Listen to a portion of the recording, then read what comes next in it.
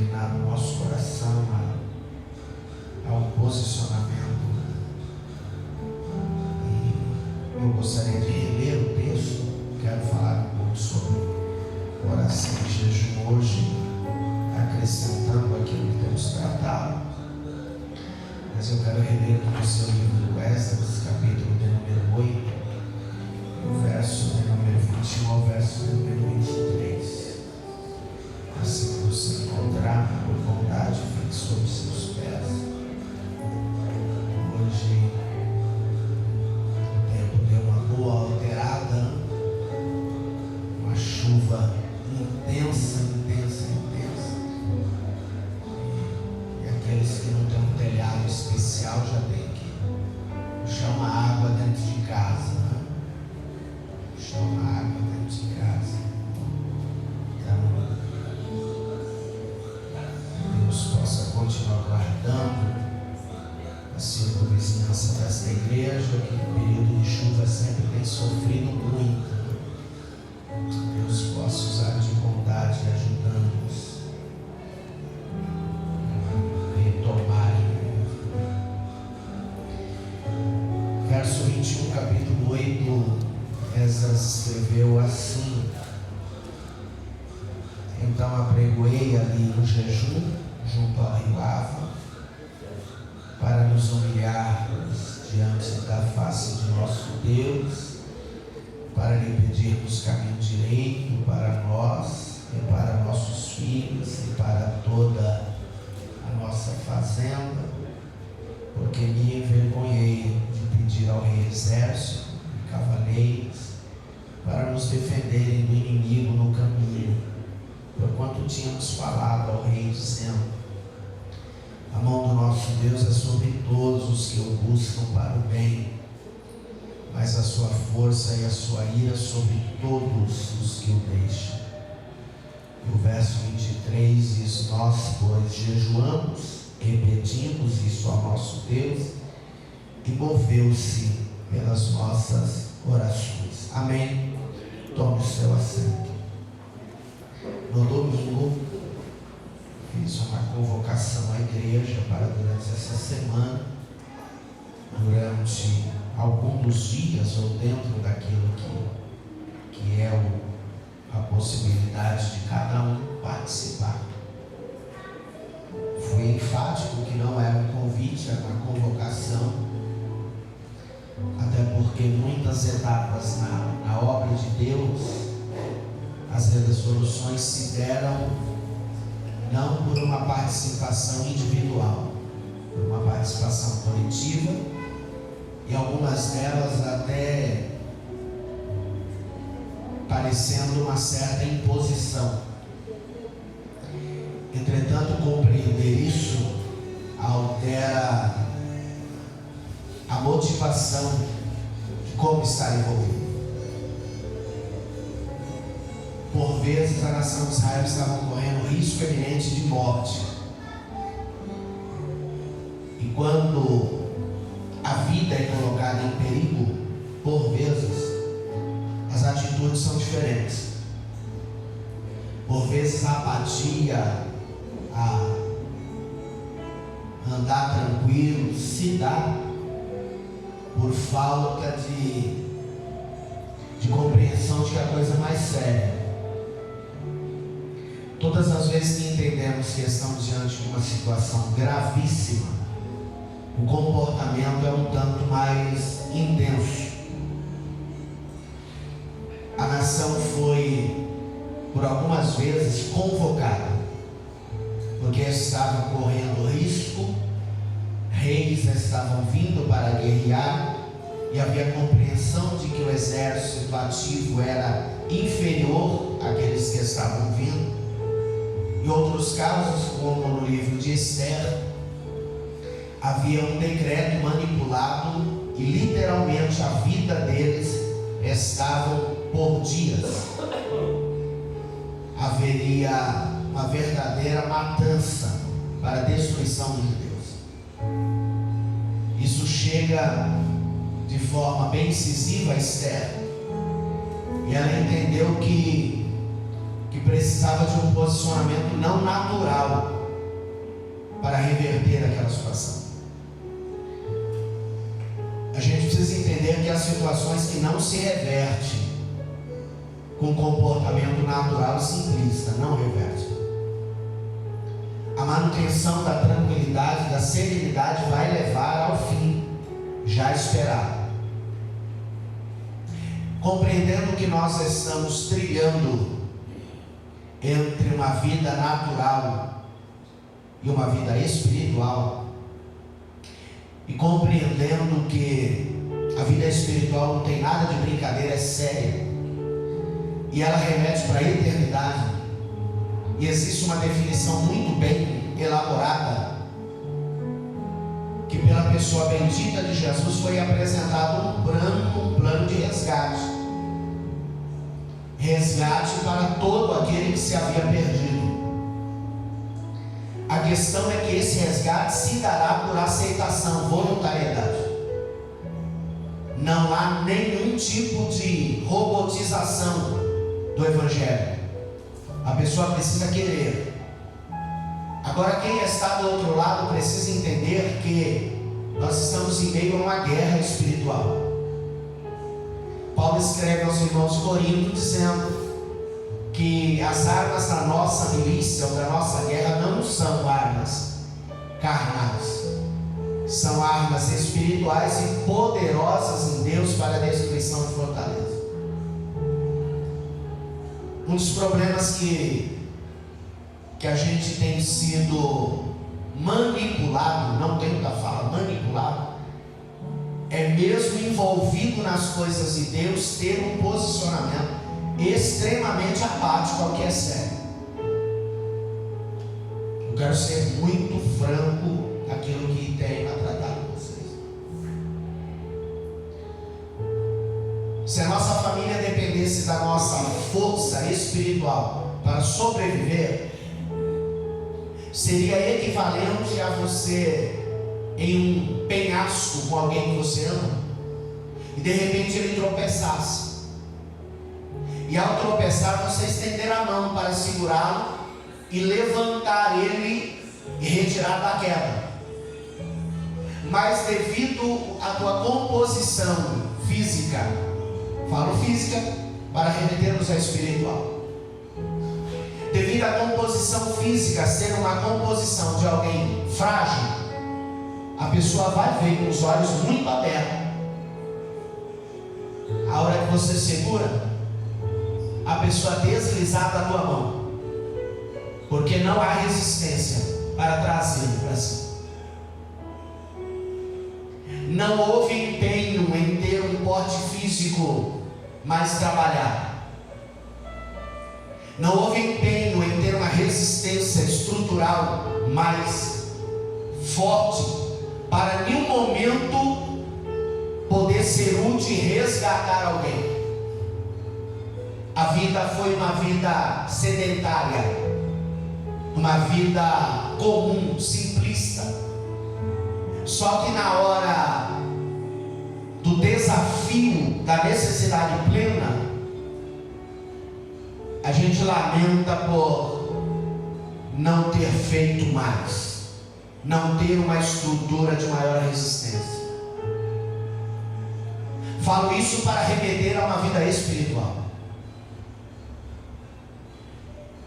Essa semana eu me deparei vendo muita coisa a respeito desse assunto, e algumas já fazem parte daquilo que tem no nosso coração. E eu tenho um lamento imenso de ver alguns comportamentos da igreja de forma quase geral. A gente falamos que amamos, temos comportamento de alguém que aparentemente ama, entretanto, quando se remete à vida espiritual, como somos apáticos, como somos frágeis, limitados em nos posicionarmos no mundo espiritual para defendermos. E eu nem remeto isso à igreja, não. Eu digo especificamente à própria casa.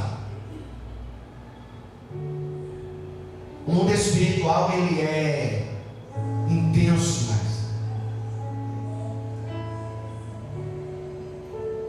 Tomara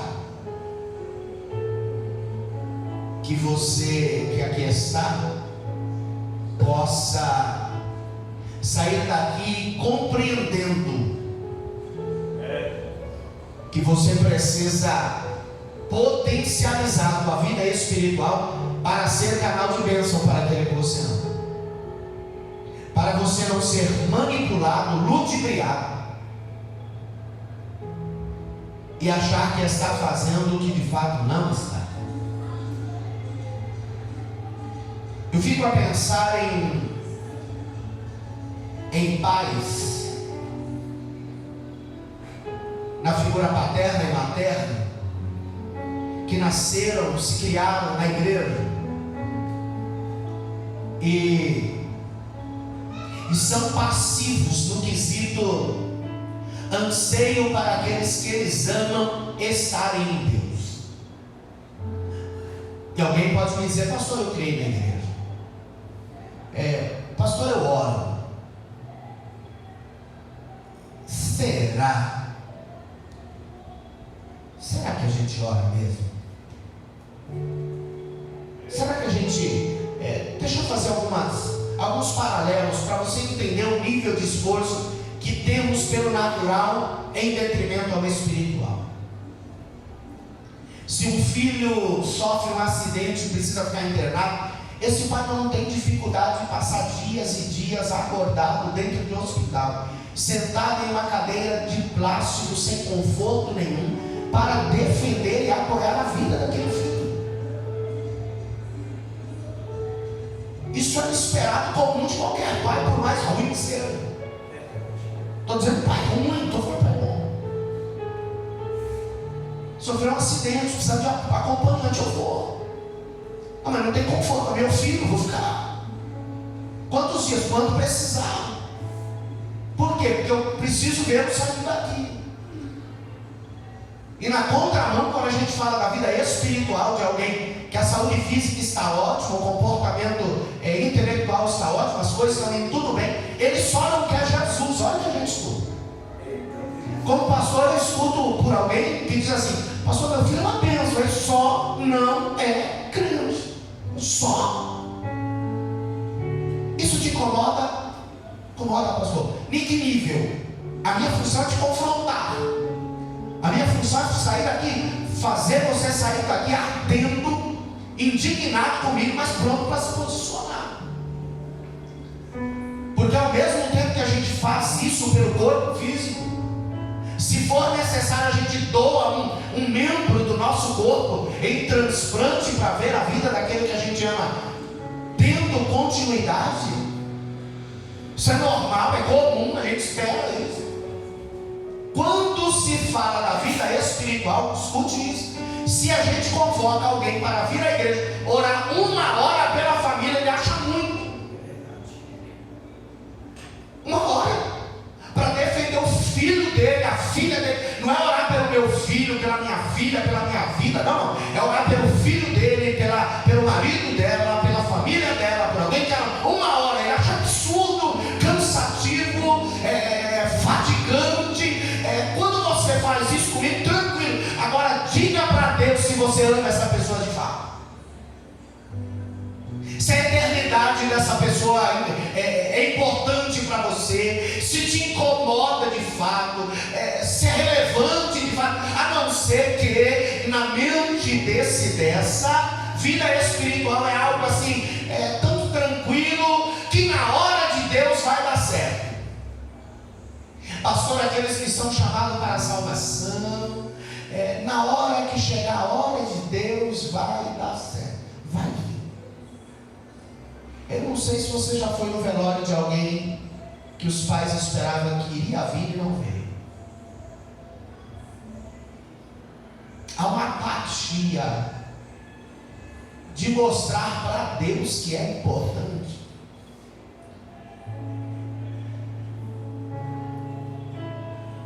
De vez em quando eu passo, e hoje muito comum, hoje nós temos um período de uma animosidade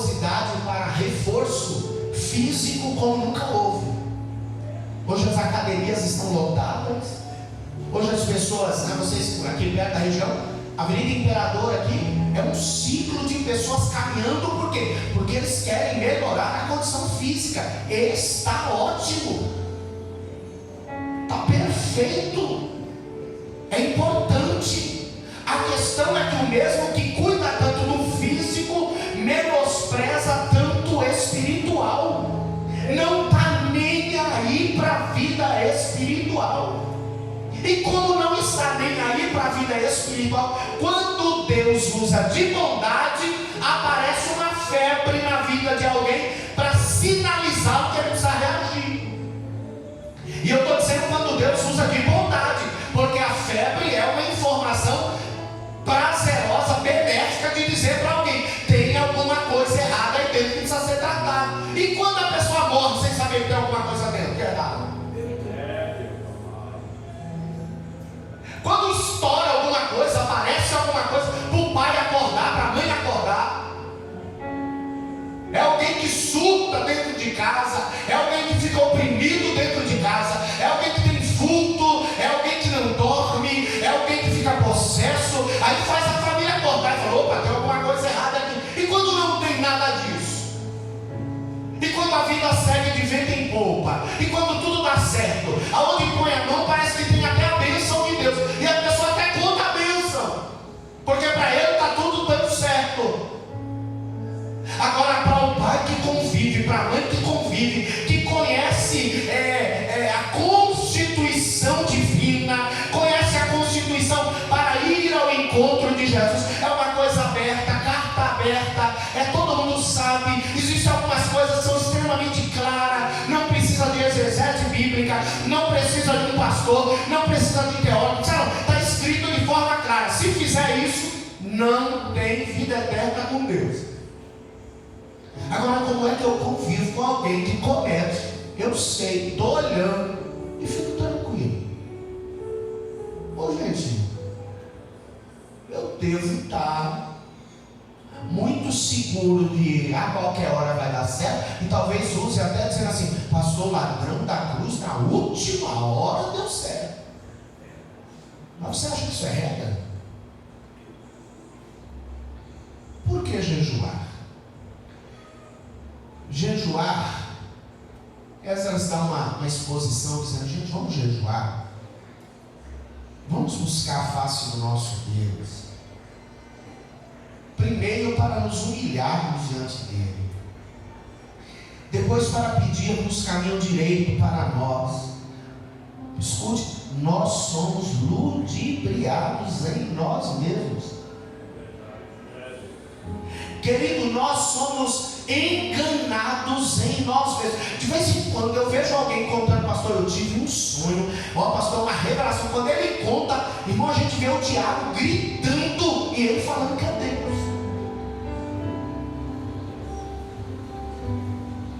Ele fala: gente, como é que a pessoa pode ser enganada? Não, aqui eu ouvi uma voz no domingo, aqui eu falei, rasguei a minha ferida, repito aqui para quem não estava. Querido, eu me lembro, dia 11 de outubro de 2004, dentro do hospital, a hora que os médicos falam a respeito da nossa filha, que não tinha mais o que fazer, eu ouvi dentro de mim uma voz que era idêntica à voz de Deus, dizendo: chegou a minha hora. E eu desci de lá contando para as pessoas que estavam perto: Deus, chegou a hora de Deus, Deus vai fazer um milagre. Aquilo para mim era garantia no Espírito. A questão é que a gente é enganado dentro de nós mesmos. Ouvimos coisas em nome de Deus que, por não termos tanta comunhão com Ele assim, por não termos uma vida assim tão próxima dele assim, parece ser Ele e nem sempre o é. Querido, ontem eu ouvi um companheiro fazendo uma parte do culto, onde estávamos. Eu falei: gente, é o Edir Nascente falando idêntico, mas é a voz dele. Hoje não, porque papai mora longe, mas eu ligava na casa dos meus pais e alguns dos meus irmãos atendiam. Irmão, eles falam igualzinho o meu pai. Tem gente que fala igualzinho Deus, mas como a gente não convive tanto com Ele, deixa ser enganado. É por isso que o salmista diz assim: vê se há em mim algum caminho mau, dá uma avaliada dentro de mim. Eu não quero ser enganado por eu mesmo, então dá uma avaliada, e se tiver alguma coisa dentro de mim me enganando, revela e me mostra o caminho certo. A gente precisa entender que não somos, irmão, melhor do que ninguém, e a gente pode ser enganado dentro de nós mesmos. E como é que quebra isso? Quebra isso é se quebrantando diante de Deus, é fortalecendo a vida espiritual. Para quê? Para aprender a ouvir o melhor, para aprender a ver o melhor, para aprender a discernir o melhor. Precisa ter a humildade. É por isso que essa diz: primeiro, para nos humilharmos diante de Deus e entendermos que a gente nem conhece Ele tanto assim. Tem hora que a gente acha, irmão, que é PhD em divindade, conhece tudo de Pai, do Filho e do Espírito Santo, conhece tudo de arcanjo, querubim, serafim. Irmão, alguém cheio de pecado dá 2 terras, um manto, outro mistério, a gente já fala que é Deus chegando, e Deus fala: se você soubesse quem eu sou, você conhecesse a minha voz. Mas como é que eu passo a conhecer a voz de Deus para facilitar a minha vida? Eu ouvi essa semana alguém dizendo: imagine um casal onde o marido passe 2 dias sem falar com a esposa. 2 dias dentro de casa sem falar com a esposa. Você acha que essa relação está boa? Você acha que essa relação está boa? E a gente que mora com Deus dentro de nós, e a gente passa semanas, irmão. Tem gente que fala: não, pastor, eu tenho uma vida de oração. Que oração? Aquela oração que a gente pega um prato de comida e fala: Deus, eu te dou graça, muito obrigado, meu pai, muito obrigado por acordar, muito obrigado por dormir, Deus te abençoe e vamos embora. Você acha que isso é relacionamento? Aleluia, Jesus.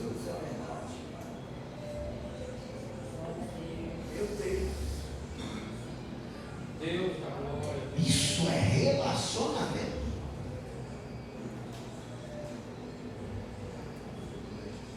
Irmão, a gente trata a Deus por vezes como alguém que a gente é pior do que colega. Porque colega, pelo menos, a gente faz o social. E Deus tem hora que a gente trata como um empregado, uma secretária do lar, que a hora que a gente precisa, a gente chama: por favor, você traga isso para mim. Deus não é isso não. Por que eu preciso fortalecer a minha vida espiritual? Para poder ter acesso ao mundo espiritual de tal maneira a não ser enganado por ele. Me escute. Toda vez que você se posicionar em buscar a Deus, não pense que você só vai ter acesso às coisas de Deus. Pastor, nessa semana, pastor, olha, de propósito de jejum, pastor, eu tive um sonho, revelação pura. Deixa eu te dizer uma coisa: você pensa que é só Deus que chega quando você se inclina ao mundo espiritual?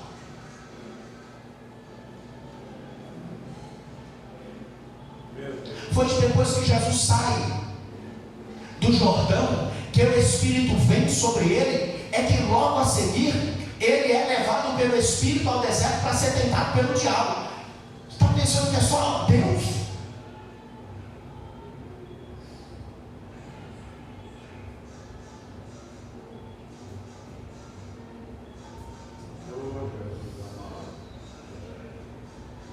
Toda vez que você fazer uma análise e ter a exposição dizendo Deus falou, faça uma pergunta para você assim: o quanto eu o conheço para ter certeza que foi Ele que falou?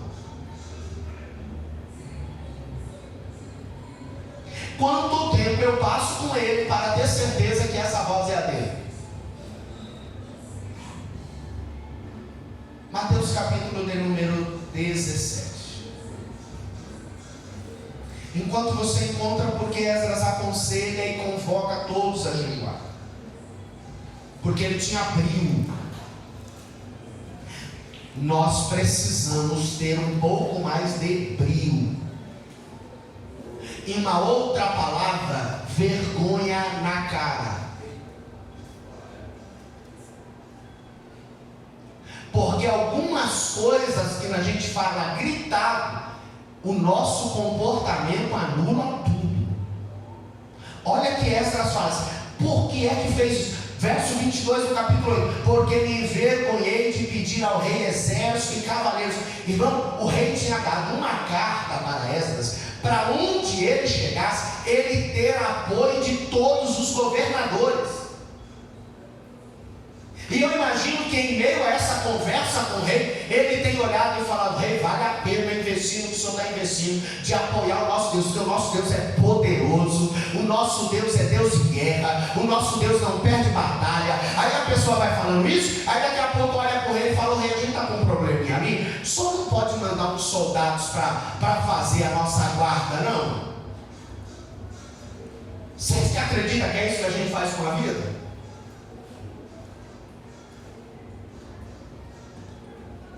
Deixa eu dizer uma coisa para você, que é um bombardeio entre o mundo natural e espiritual. Um bombardeio. Dia de domingo à noite, entre 7 horas e 9 horas da noite, chega no hospital na emergência alguém de paletó, gravata, com a irmã do coque para passar na emergência. Alguém olha e fala: mas não é crente? Não é eles que falam que Jesus cura? Eles saíram do culto e vieram para cá. E se perguntar para a pessoa, antes de você vir, pediu pelo menos uma oração na igreja? Percebe que entre a nossa teoria e a nossa prática há um verdadeiro abismo? Aleluia, Jesus. Quantas foram as vezes que no altar eu vejo um alvoroço, se mexe para lá, mexe para cá, e daqui a pouco eu vejo alguém saindo correndo, alguém só falta correr, e vir na gente dizer: pastor, só empresta a chave do carro? É para quê? Porque a irmã Maria ali está passando mal, e a gente precisa levar ela para o hospital, pastor, só sabe como que é, não é? Eu falo: gente, é melhor acabar o culto e ir embora para minha casa. Porque a nossa fé não é colocada em prática. A gente é simplista na prática. E por que a gente é simplista na prática? Porque a gente não tem confiança de fazer em nome de Jesus o que Jesus mandou fazer. Como a gente não tem confiança, a gente prefere caminhar na trilha da naturalidade. Mateus capítulo 17, o verso de número 14 a 21. Alex há poucos dias pregou isso, uma parte. Jesus pega Pedro, Tiago e João, sobe para um monte. Lá revela uma grandeza de ações espirituais. Só que ele sobe com 3 e o restante fica. O restante não teve acesso ao que os 3 tiveram. E em meio, no momento em que os 3 estavam com Jesus, o Pai falando, Moisés e Elias sendo revelado a eles, os 9 recebem um pai com um filho lunático, traz para os discípulos e pede para eles interceder para que ele fosse curado. Acompanhe-se. E quando chegaram, a multidão aproximou-se um homem, pondo-se de joelhos diante dele e dizendo: Senhor, tem misericórdia de meu filho que é lunático, tem problema psiquiátrico e sofre muito, pois muitas vezes cai no fogo e muitas vezes na água, e trouxe aos teus discípulos e não puderam, o que está escrito aí? Não puderam curá-lo. Para o pai ele estava enfermo, para os discípulos ele estava enfermo, e os discípulos estão lá: seja curado em nome de Jesus, seja curado em nome de Jesus, seja curado em nome de Jesus.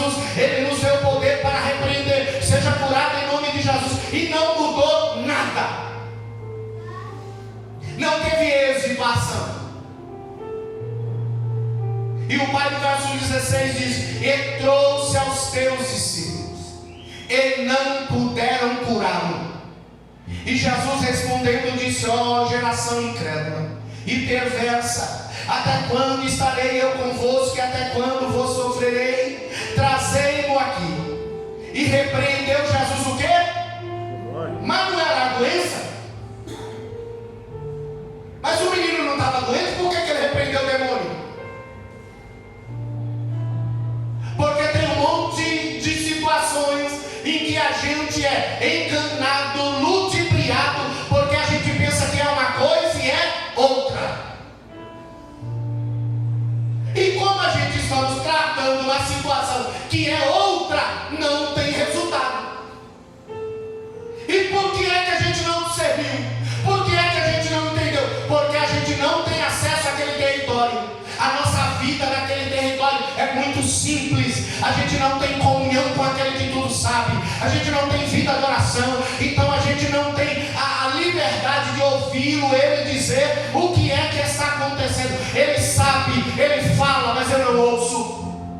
Ele conhece tudo e ele até diz, mas eu não tenho sensibilidade para ouvir o que ele tem a dizer. Eu olho, mas eu não consigo discernir, porque aos meus olhos é tudo a mesma coisa. E não é tudo a mesma coisa. Um tempo atrás, em uma das nossas igrejas, uma criança com autismo entrou em crise. Um obreiro, eu não sei quanto tempo ele tem, mas deve ter alguma experiência para estar fazendo o que estava. E ele põe a mão na criança e vai repreender o demônio dela.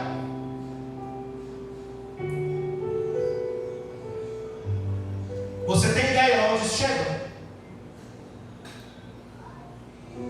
Você tem ideia onde isso pode nos parar? Porque a pessoa não tem discernimento. Ele não tem discernimento por quê? Porque ele não executou as ações que deveria fazer. Ele precisava entender que necessitava de um pouco mais de vida espiritual para estar envolvido na obra de Deus. Por isso que quando a igreja vai consagrar diácono, pega o livro, quando Paulo vai tratar, quando a igreja, Atos dos Apóstolos, vai tratar sobre a instituição dos diáconos, Lucas escreve e diz que o diácono tinha que ser cheio do Espírito Santo. Mas não é só cuidar da mesa, não é só limpar a mesa, não é só limpar banco, não é só empurrar. Não, irmão, tem hora que você vai entregar pão na mão de quem você olha e diz assim: não tem pão porque tem cão aí dentro. Há poucos dias tem rodeado a nossa igreja aí, uma família, ok? E ele vem rodeia, ele vem pro culto, e ele vem. Qual é o propósito? O propósito é ter o pão que perece na mão. Quando ele percebeu que a igreja não oferece o pão que perece, nunca mais veio. Porque a gente aprendeu como trata esse negócio lá atrás. Nunca vai ir, na última vez, ainda pediu a oportunidade que queria falar no microfone. Falar com a igreja, olha só, queria falar com a igreja. Então, não fala com a igreja. A gente precisa entender o quanto você investe para poder ouvir a voz de Deus. Número 1, enganando você de você mesmo. Deixa eu repetir, porque eu preciso potencializar minha vida espiritual através da oração e do jejum, para eu não ser enganado por eu mesmo. Para eu não tomar um drible de mim mesmo. Para minha mente não dizer que Deus mandou eu fazer o que Deus não mandou eu fazer. Para entender que Deus não mandou eu ir aonde uma voz dentro de mim está dizendo: vai, eu sou contigo, eu serei contigo, e eu farei. E como a voz vem de encontro à minha vaidade, eu vou. E o que eu precisava? Eu precisava dar uma mortificada na minha natureza terrena para ter uma vida espiritual um pouco mais abundante, para perguntar: Jesus, diga para mim, aquilo que eu ouvi dentro de mim, não foi profeta, não foi pastor, não foi assim diz o Senhor, não foi nada, não foi visão, não, foi uma voz que eu ouvi dentro de mim, foi o Senhor mesmo.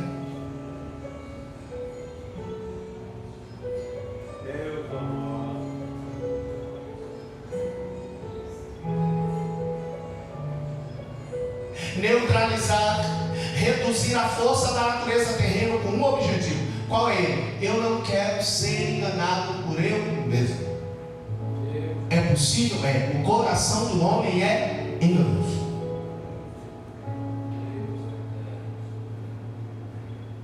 Segundo, por que eu preciso potencializar a minha vida espiritual? Para eu não ser enganado por aqueles que estão próximos de mim.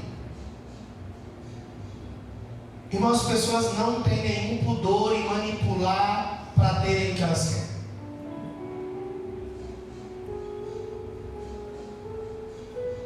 Não tem problema.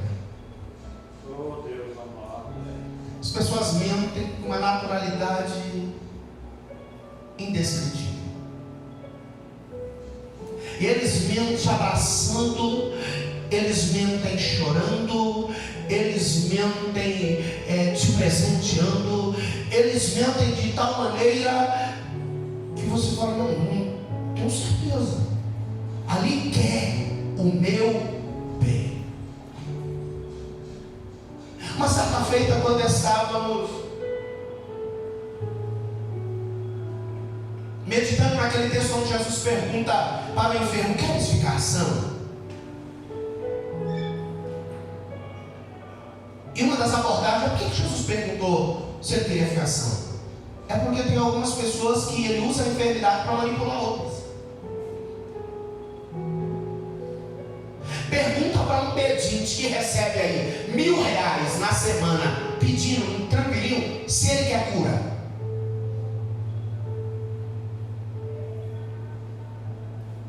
Dentro da igreja, não é fora, dentro da igreja, no ambiente de coluna da igreja, aquele momento, círculo da oração, eu me lembro de uma irmã orando e pedindo para as irmãs interceder, dizendo: irmãs, essa semana eu vou passar no perito, eu tenho consulta de retorno com o perito, e aquele filho de Belial está querendo me dar alta.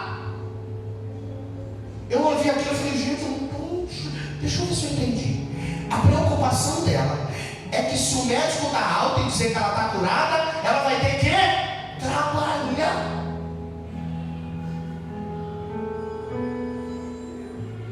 Então, como algumas pessoas ganham na doença,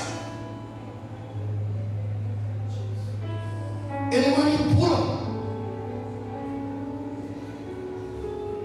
Já ouvi pessoas falando que para pegar atestado, o médico colocou limão no olho para dizer que estava com conjuntivite.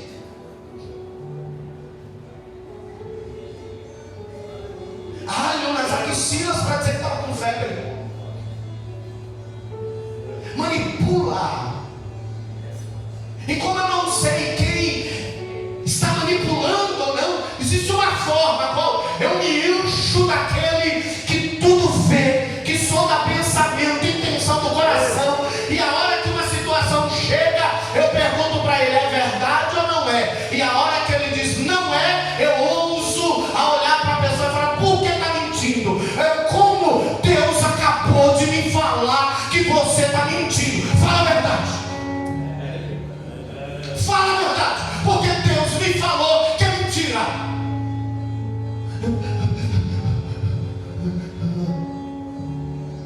Por que as pessoas mentem para nós, pastor Washington? Porque ele olha para nós e não vê vida espiritual suficiente para poder ir contra e confrontar ele.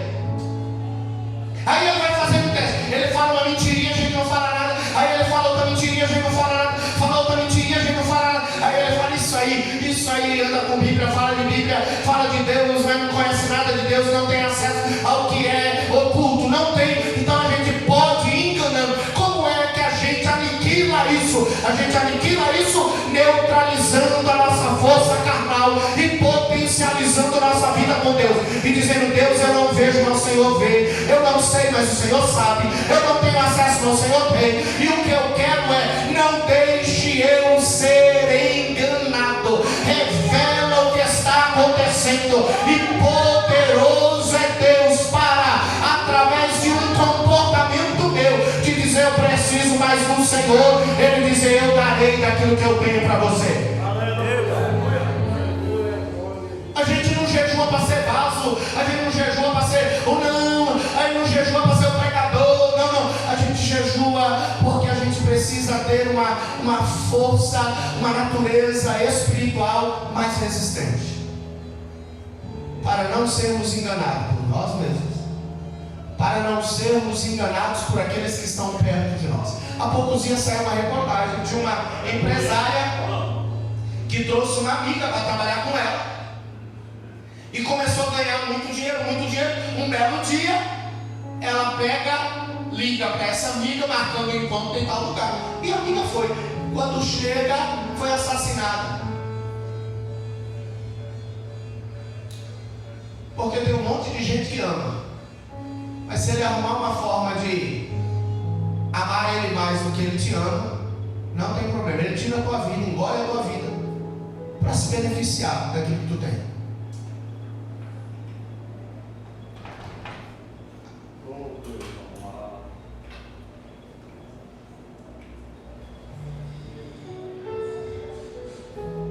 Jesus repreende o demônio no capítulo 1, no verso 18.